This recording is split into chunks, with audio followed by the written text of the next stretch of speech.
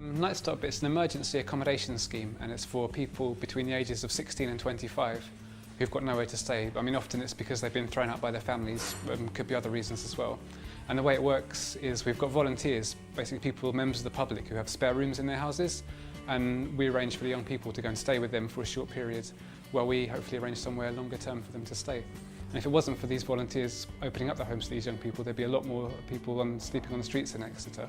I mean, all our hosts, first of all, I think it's a really unique sort of role that they do, taking strangers into their home, and tell a lot of people about it, and they look at you like you're crazy for, how can people do that? But yeah, a lot of our volunteers, like Joe say, they kind of see beyond the tag of someone being homeless and see that they're just people. They may have a couple of problems in their life at the moment, but they're just like anybody else, really. If they weren't on the Nightstop scheme, it's quite likely that they would have to sleep rough. The concern is that because they're young, they might get involved in criminal activity or be preyed upon by people who would exploit them.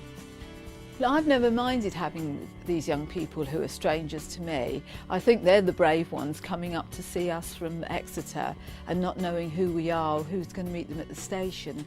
The reason I use Nightstop because I got kicked out of my house and my mum and my dad don't want nothing more to do about me, and none of my family wants to know me no more. If I went on Nightstop, I would just be sleeping out on streets and benches and train stations and everything, and glad Nightstop's around to do it and that for me. The reason why the whole system works and we feel confident about having them here is because of the office staff down in Exeter at the Nightstop office. We're part of a jigsaw of something that's very worthwhile. The reason that we chose Jose for this award, because it could have been any one of our volunteers, but Jose has been one of our longest serving hosts for over 5 years now. She's also one of the most regular hosts. In the last year she hosted over 40 times, which is almost one a week. I think all the young people that stay with her give her great feedback. She welcomes people into their home. They say, the young people who stay with her say they feel like they're part of her family as soon as she moves in there. She was very nice. She was helpful, and whenever I needed something she was there to back me up and that.